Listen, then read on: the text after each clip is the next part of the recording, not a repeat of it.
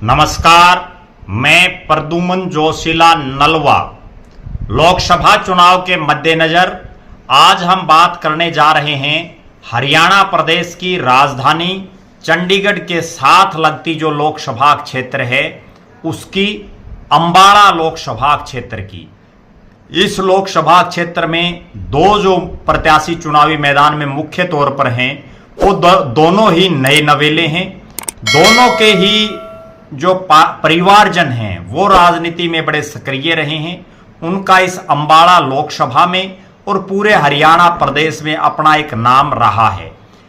जी हां, अंबाला से बीजेपी के प्रत्याशी बंतो कटारिया के पति रतनलाल कटारिया अंबाला से कई बार सांसद रहे।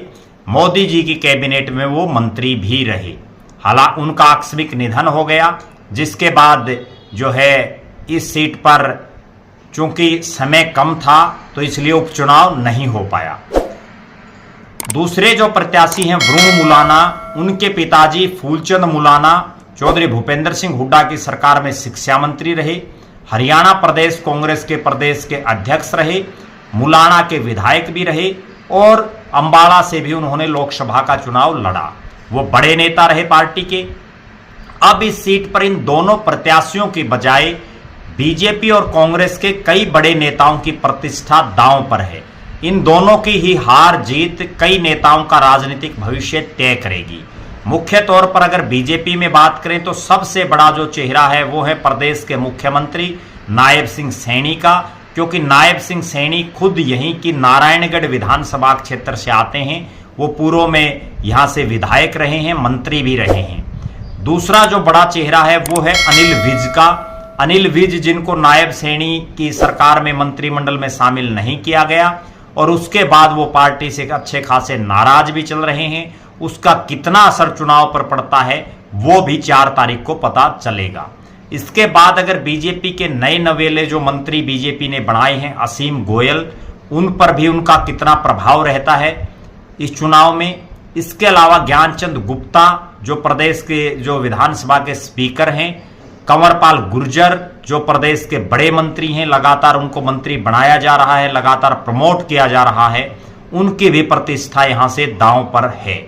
अगर कांग्रेस की बात करें तो कांग्रेस में 3 बड़े नेताओं चौधरी भूपेंद्र सिंह हुड्डा, क्योंकि वरुण मुलाना उन्हीं के खासम खास हैं, कुमारी शैलजा जो यहां से 2 बार सांसद रही हैं, उसके बाद पिछला वो चुनाव हार गई थी, और जो एक बड़ा नाम है वो है चौधरी निर्मल सिंह का, जो निर्मल सिंह और उनकी बेटी चित्रा सरवारा पहले कांग्रेस में थी, फिर आम आदमी पार्टी में आ गई और आम आदमी पार्टी से अब वापसी कांग्रेस में की है। निर्मल सिंह ने पिछला चुनाव कांग्रेस की टिकट पर कुरुक्षेत्र से लड़ा था। अब हम बात करते हैं कि क्या रिजल्ट रह सकता है अंबाला लोकसभा क्षेत्र का। किसान आंदोलन में भी यहां बड़ा प्रभाव रहा और ये शहरी सीट भी है। हरियाणा में अगर सबसे ज्यादा शहर किसी लोकसभा में आते हैं, शहर और कस्बे, तो वो इसी लोकसभा क्षेत्र में आते हैं। यहाँ जो बड़े शहर हैं वो पंचकुला, अंबाला और यमुनानगर, उसके बाद पिंजौर, रायपुर रानी, कालका, जगाधरी के बाद जो अंबाला कैंट जिसको हम बोलते हैं विधानसभा क्षेत्र है वो भी इसी इलाके में आता, और भी छोटे छोटे कई कस्बे हैं। लिहाजा ये जो लोकसभा क्षेत्र है इसमें शहरी मतदाताओं का भी अपना एक प्रभाव है। अब हम बात करते हैं क्या परिणाम रह सकता है।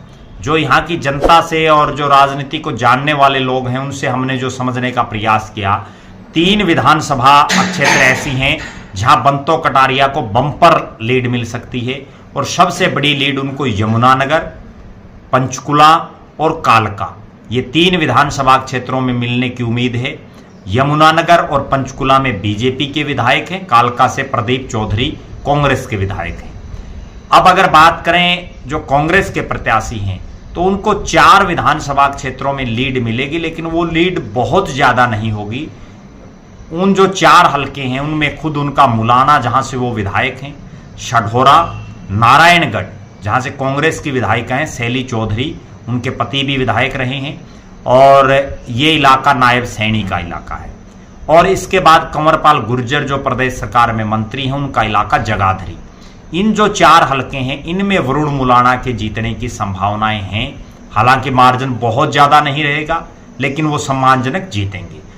2 विधानसभा क्षेत्र ऐसे हैं जहां 3 नेताओं की प्रतिष्ठा दांव पर है और इन दोनों में कांटे का मुकाबला है। अंबाड़ा कैंट और अंबाड़ा सिटी। अंबाड़ा कैंट से अनिल विज विधायक हैं, अंबाड़ा सिटी से असीम गोयल विधायक भी हैं और मंत्री भी हैं।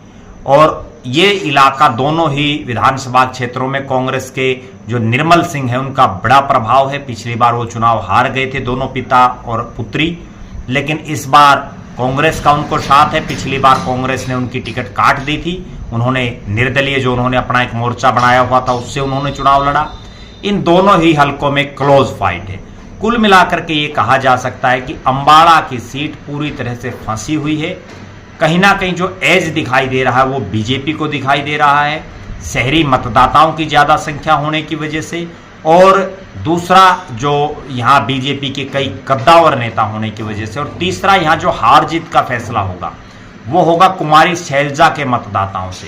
कुमारी शैलजा के मतदाता अगर खुल करके बूथ पर उन्होंने सही ढंग से काम किया होगा जैसा वो कुमारी शैलजा के लिए करते थे तो वरुण मुलाना चुनाव जीतेंगे। अगर कहीं 19-21 उन्होंने सिरसा की तरफ ज्यादा ध्यान रखा होगा तो जो है यहाँ चुनाव फंसेगा और बंतो कटारिया चुनाव जीत जाएंगी। इस सीट पर दोनों प्रत्याशियों की बजाय बड़े धुरंधरों की प्रतिष्ठा दांव पर है। देखना यह है कि ऊंट किस करवट बैठता है, किसकी लॉटरी लगती है। आप लगातार हमारे साथ बने रहें, हमारे फेसबुक पेज को लाइक और फॉलो करें, यूट्यूब पर चैनल को सब्सक्राइब करें, बेल आइकन घंटी का बटन अवश्य दबाएं, वीडियो को ज्यादा से ज्यादा शेयर करें, अपने बहुमूल्य कमेंट्स अवश्य लिखें। बहुत बहुत धन्यवाद। आपका अपना प्रद्युमन जोशीला नलवा।